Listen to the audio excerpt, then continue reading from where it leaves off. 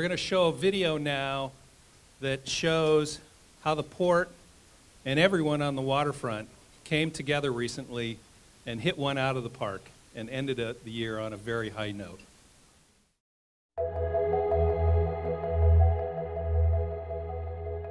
So all of us that came to San Pedro this morning came here because there's one present that just wouldn't fit under the Christmas tree. Right. And we are so excited that it has arrived. Today, just a few hours after the Christmas festivities ended here in Southern California, Los Angeles had the pleasure of welcoming the largest ship to ever visit the United States of America.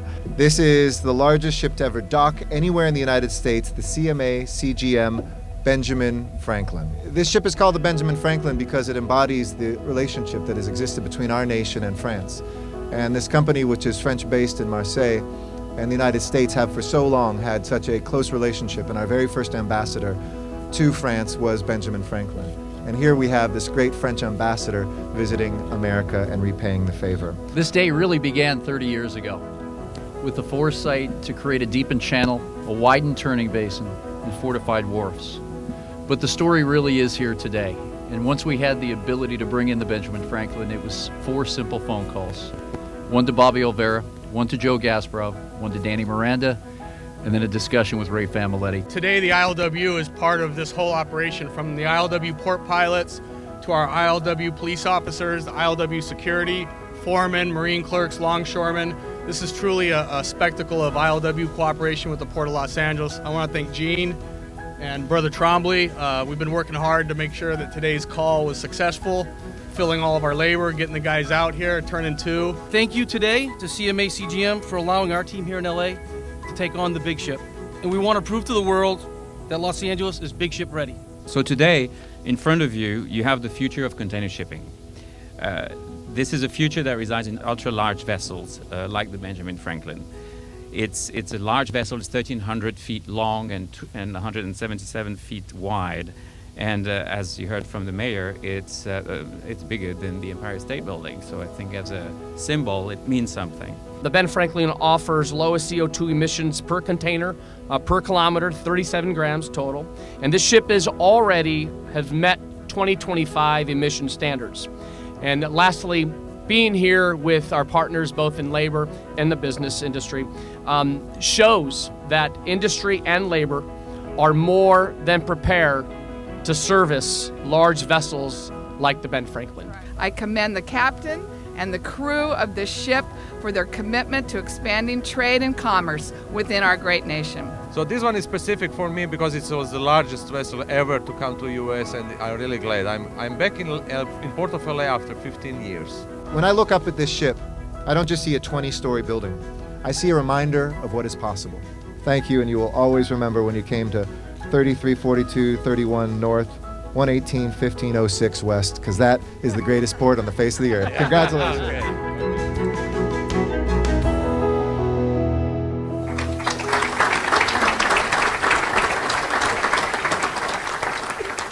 Not a bad way to end the year. If you would all please welcome the Executive Director of the Port of Los Angeles, Gene Soroka.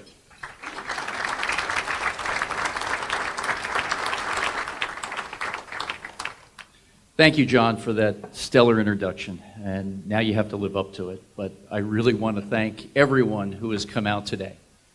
And the work that we're doing here this afternoon and the funds that were generated are going to 2 very worthy causes. And Amy, Captain McKenna, and Guy, thank you so much for sticking with us, and we'll continue to work together very closely. Much appreciated. Thank you.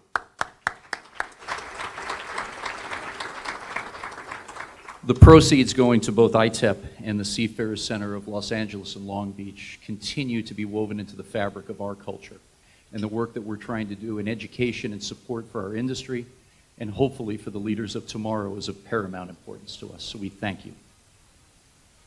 I just crossed my 18-month anniversary, and as John mentioned, starting off with an epic fire, levels of congestion that we haven't seen, dislocations throughout the supply chain, it has improved quite dramatically, to say the least. And at this moment in time, I still run to work every morning. I feel it to be a great privilege to serve as your executive director at the Port of Los Angeles. The support that I've received from our mayor, Eric Garcetti, his administration, including our Deputy Mayor of Economic Development, Kelly Bernard, has been unquestionable. Ana Guerrero, Rich Llewellyn, Aaron Gross, and now David Rich, who is joining us once again as our port liaison to City Hall, have been stellar in their support of our endeavors here. Joe Buscaino and I met for the first time during my interview process, and he asked to work together, and I have never seen a partner quite like that before. Joe, I thank you, not only for your leadership, but your friendship in helping us work together. It's been fantastic. Brandemir, Jenny, and all of your staff have just welcomed me with open arms, and I greatly appreciate it. Also, I would like to thank the colleagues that I work with at the Harbor Department. And there is a reason people choose our department to work in this great city in our state. We have folks that have worked 25, 35, and 40 years. Eileen Tankersley, who without I would not be here today, who manages a schedule that looks like a jigsaw puzzle every day, has been ultra supportive in every effort that I try to give to this department. Eileen, I thank you.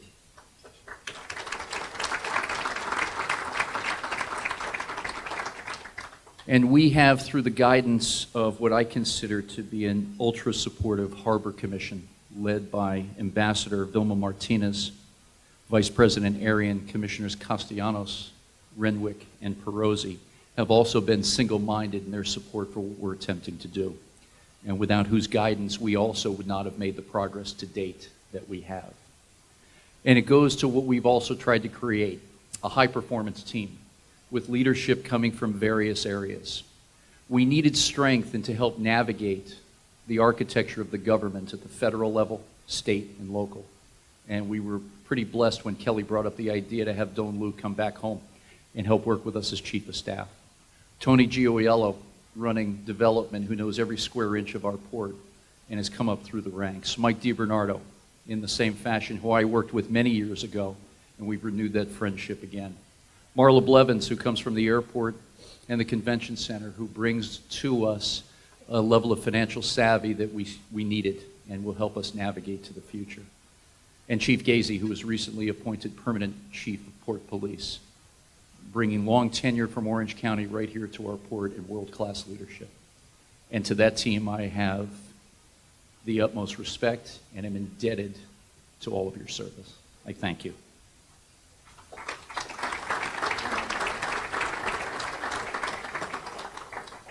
Today, a few topics to discuss. Talk a little bit about our industry's landscape, the containerized cargo business, which makes up a majority of what we do, but also helps fuel the other endeavors that we pursue. Our environmental stewardship, the work around our cruise and tourism areas, and I'll close with something very special about our Los Angeles waterfront and its continued development. To begin, our industry is looking very unique, to say the least. But as the video just showed, we came from the depths of very, very bleak days in our industry to something that was absolutely sparkling the day after Christmas. And this was a long time in planning. Tony and Dave Walsh have coached me up about the 2020 plan that the port put into place back in the mid-'80s. Mayor Bradley and Easy Burtz, the longest serving executive director at the Port of Los Angeles, had a vision for that deeper channel, wider turning basin, and all the necessary infrastructural needs that we may see in the future. But they never dreamed of an 18,000 TEU container ship being the first ever to call in North America. Yet, because of that foresight, we were prepared. Future success along these lines has been proven through the industry. This was not a PR campaign. This is part of the testing protocol that our industry has continued to review and mature through as we have gone through the annals of time, from containerization through today. The work in this area will only get better through collaboration. And I'll talk a little bit about some of the influences on me and the advisors that I go to on a regular basis. But we have seen, and Noel Hasagaba is here today from the Port of Long Beach, that today I believe the relationships have never been stronger than they are right now between the Twin Ports and the San Pedro Bay. Our mayor has said, one bay, two ports, and one vision, and we embrace that. And Noel, I thank you for all your support.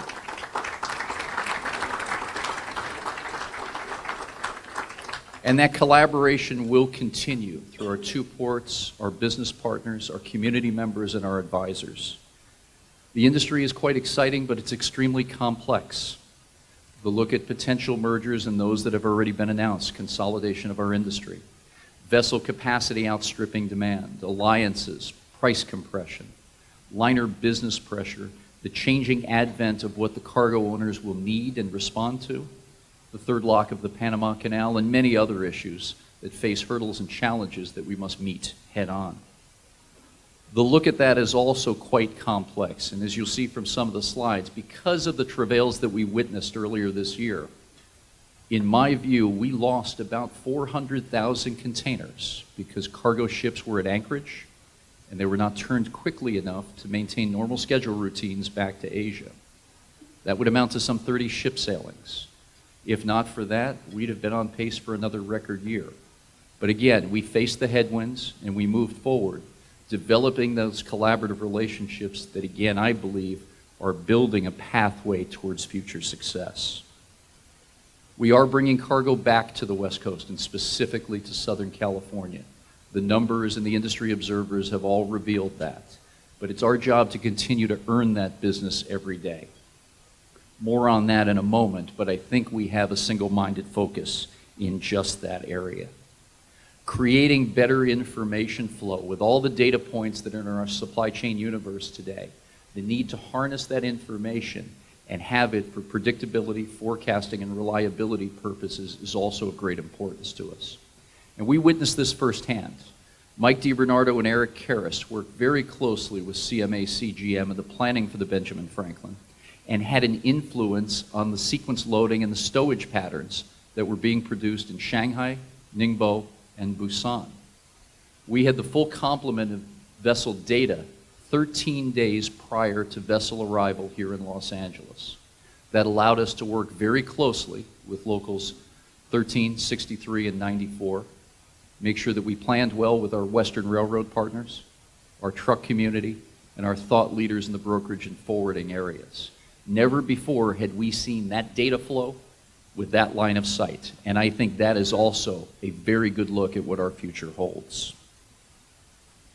In the areas of supply chain optimization, we're working very closely with Chairman Cordero and the guidance of the Federal Maritime Commission to create that collaborative environment.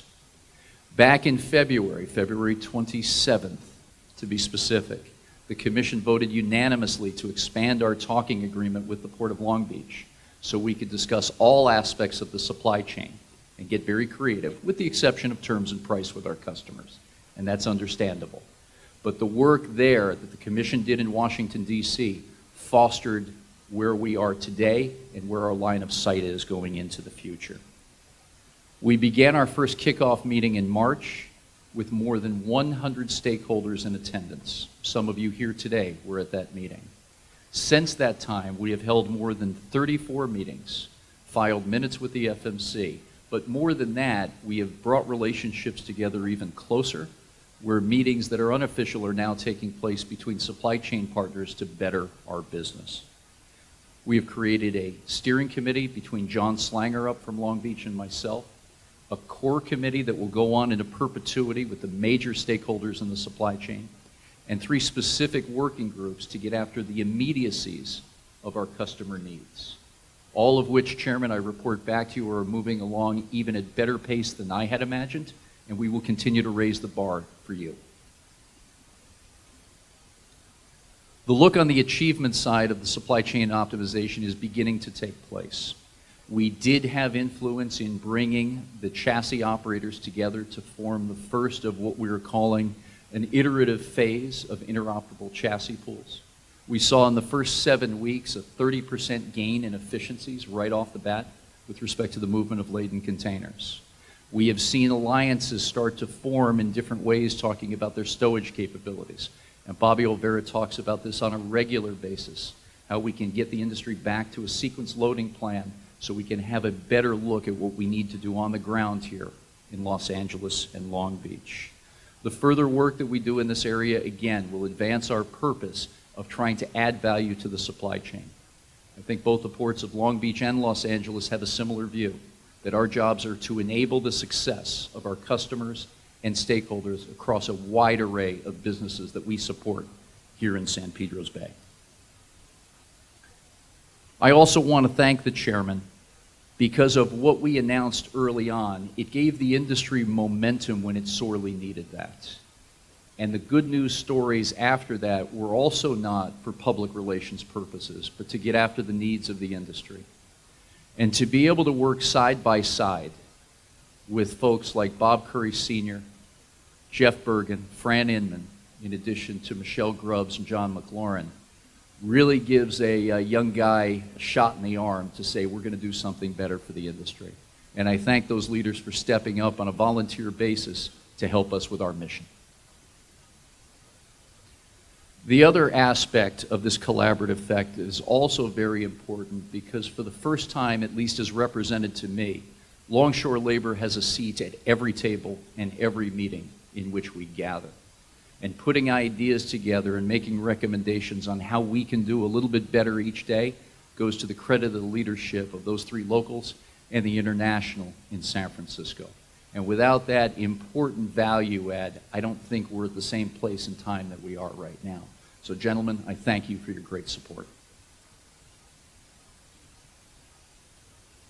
Other areas of importance as we move forward in looking at the supply chain optimization concept will be to make sure that we have ideas that are generated in an out-of-the-box way of looking at things.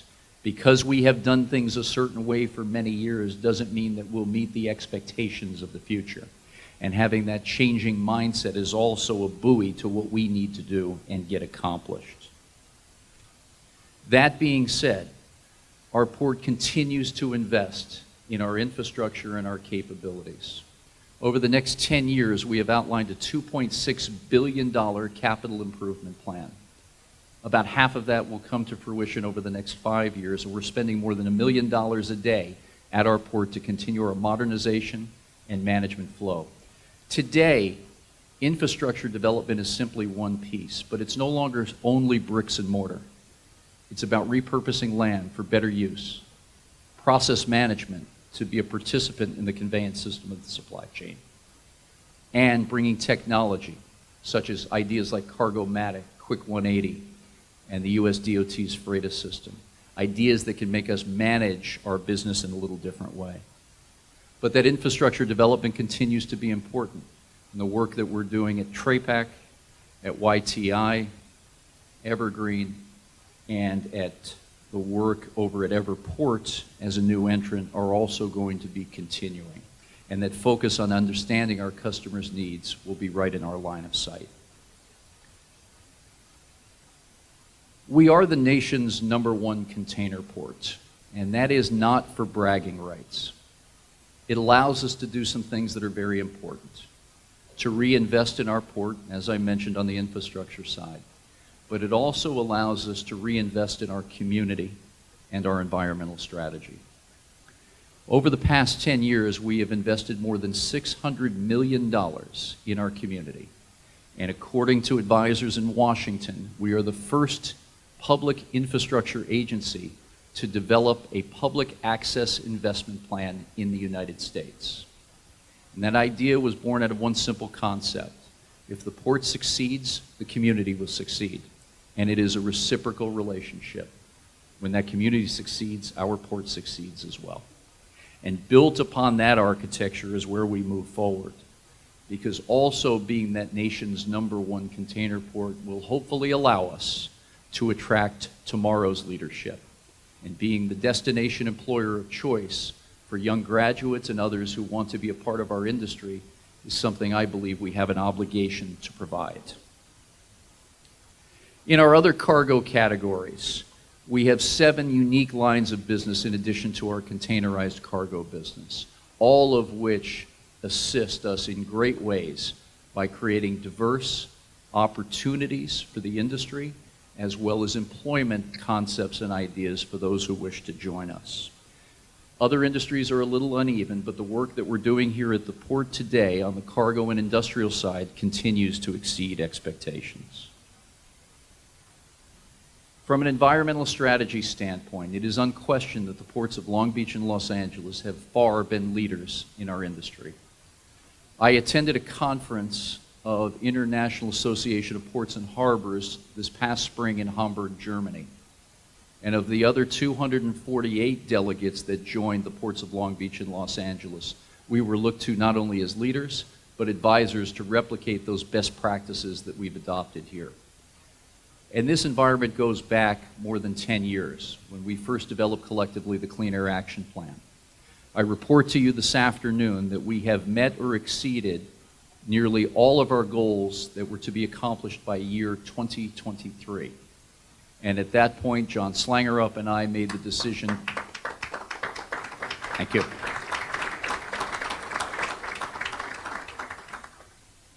John Slangerup and I made the decision to recommend to our individual boards that we move towards the third iteration of our Clean Air Action Plan. The results will look a little bit different in the future. We've done such a great job collectively and as an industry to reduce emissions of all kinds that now working on that last 10% is going to be a heavy lift. But the effort is going to be focused on moving more and more policy and R&D dollars to original equipment manufacturers so they can bring technology to us. It's not about disagreement with respect of how we get there, but moving technology forward with the great support that is needed.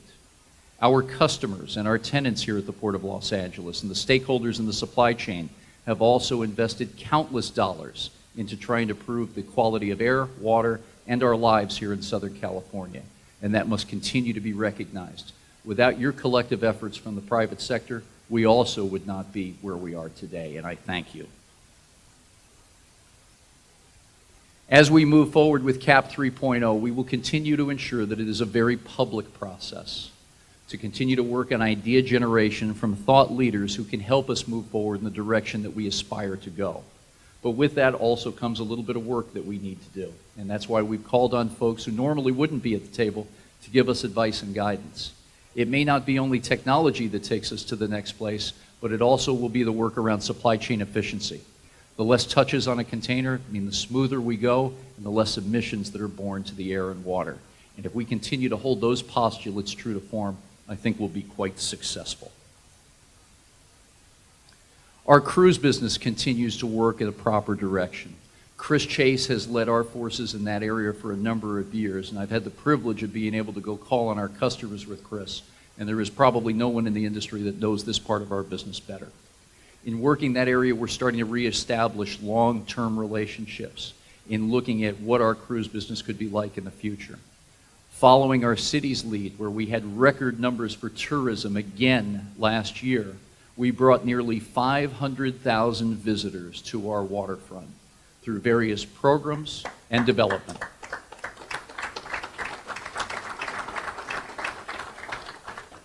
And that work will continue.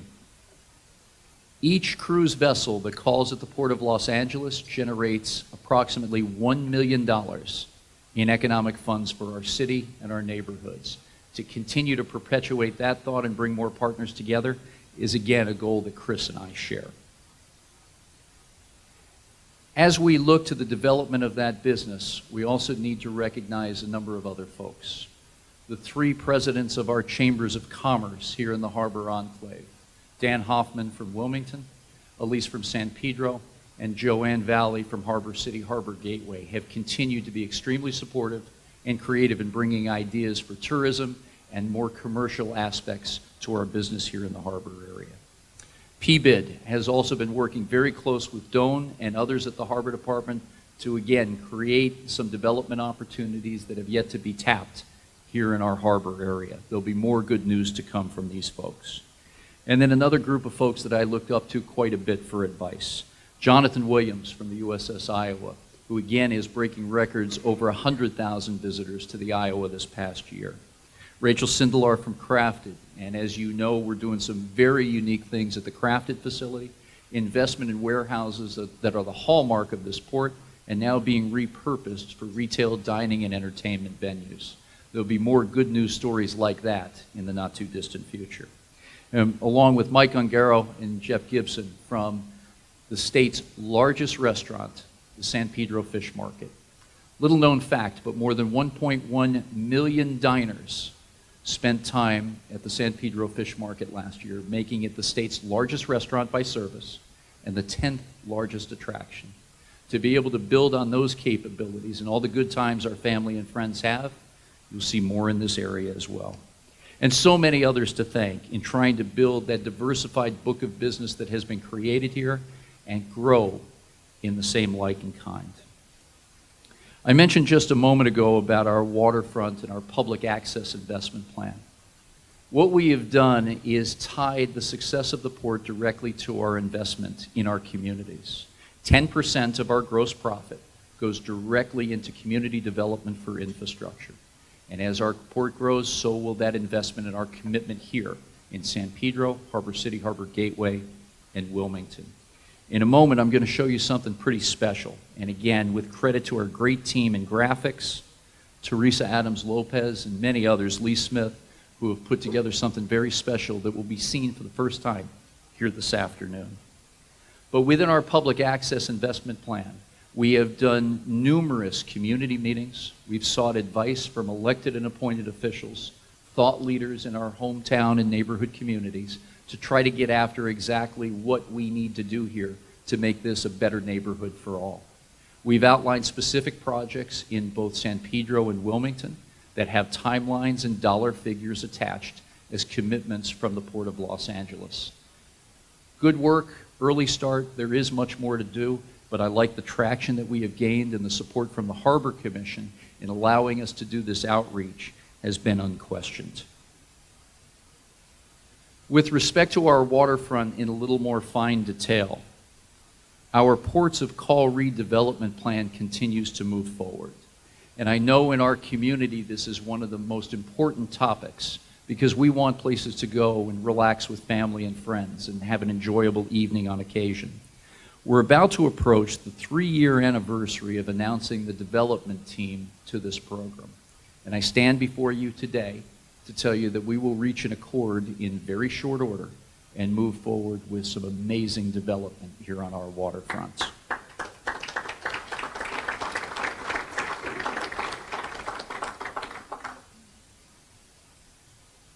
We're touching base on the final dottings of the I's and crossing of the T's with respect to a contractual relationship with the Los Angeles Waterfront Alliance team, led by Wayne Rakovich and the Johnson brothers. Coming that close, and we've never been closer in a generation to getting where we are today. Wanted to move faster, want it done yesterday, and I share that sense of enthusiasm with everybody who has given me the good advice and guidance up to this point, but we're really close.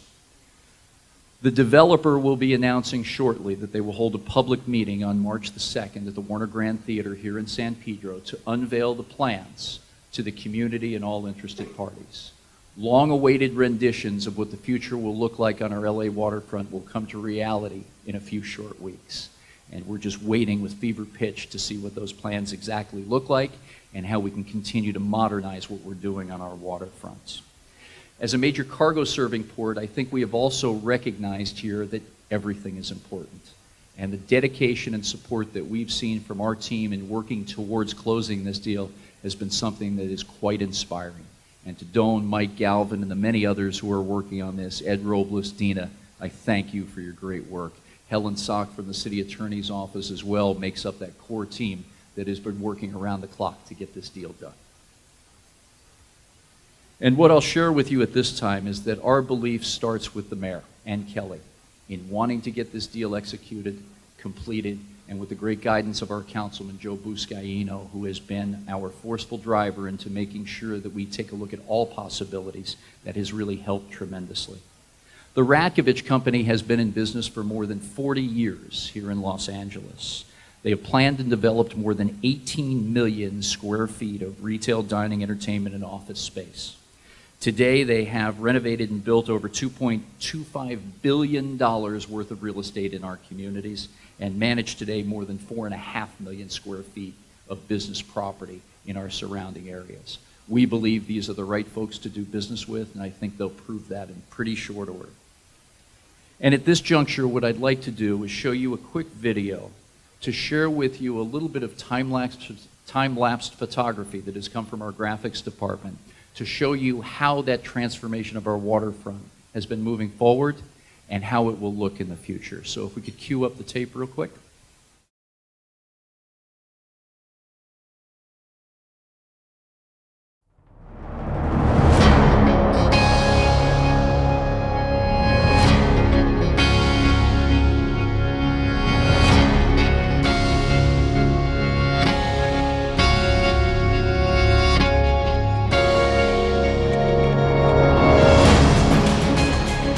The birthplace of Los Angeles really is here in the Port of Los Angeles and the digging out of the harbor, Phineas Banning. And that's why the waterfront is so important to us. Whether it's the promenade, incredible fountain, the marina, the new harbor, 2 award-winning parks, and of course facilities that we have for cruise ships. Now we're looking at revitalizing Ports of Call, a kind of signature area where locals and visitors from Los Angeles and around the world come to experience that waterfront, to see great events and great things like the USS Iowa, and hopefully in the future even more restaurants, more shops, and more excitement.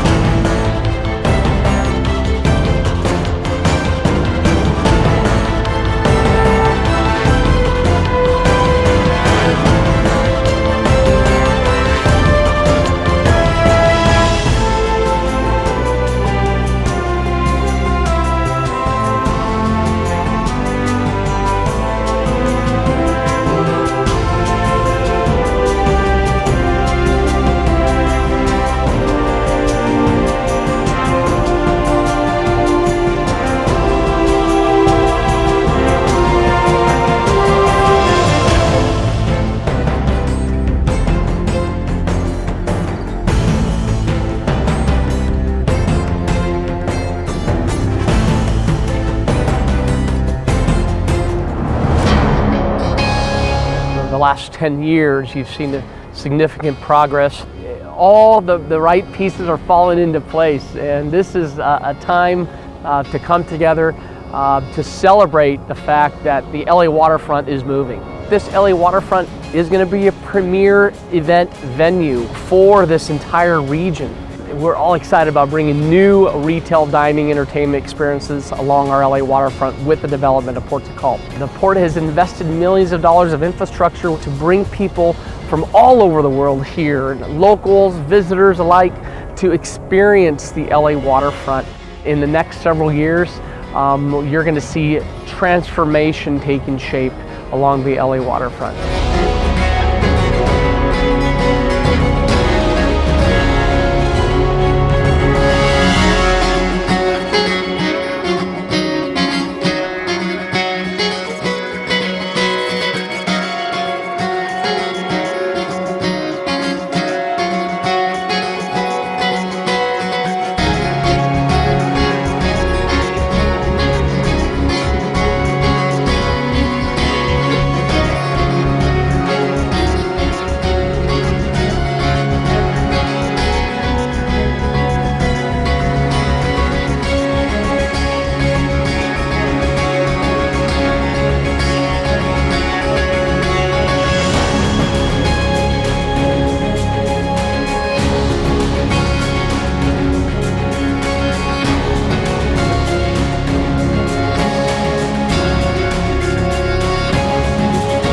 I see a strong port as helping the community, and a strong community in a great, beautiful neighborhood and tourist destination helps the port as well. So we're bringing these two things together, and I think people will look back and say this was the moment when we finally got it right.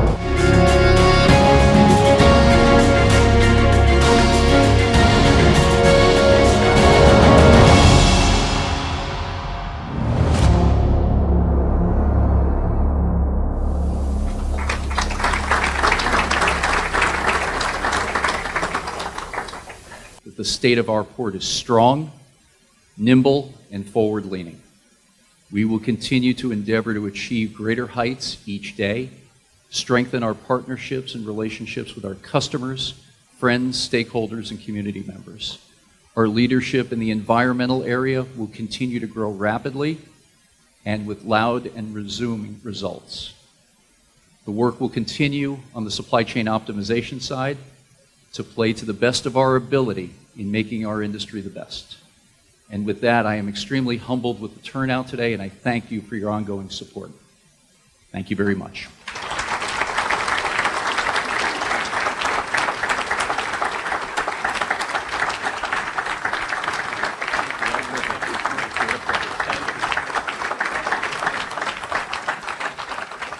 Gene, thank you very much. That was fantastic, and again, I appreciate your willingness to be with us today and to raise money for such great causes. And I'll amend one comment that I made earlier. What a hell of a way to start the new year. So thank you very much. To all of you, to our sponsors, to all of you in attendance, again, thanks for making this so successful and for providing valuable resources to two very important organizations, ITEP and the Seafarer Center, that are so important and so critical to our industry. We couldn't have done it without you.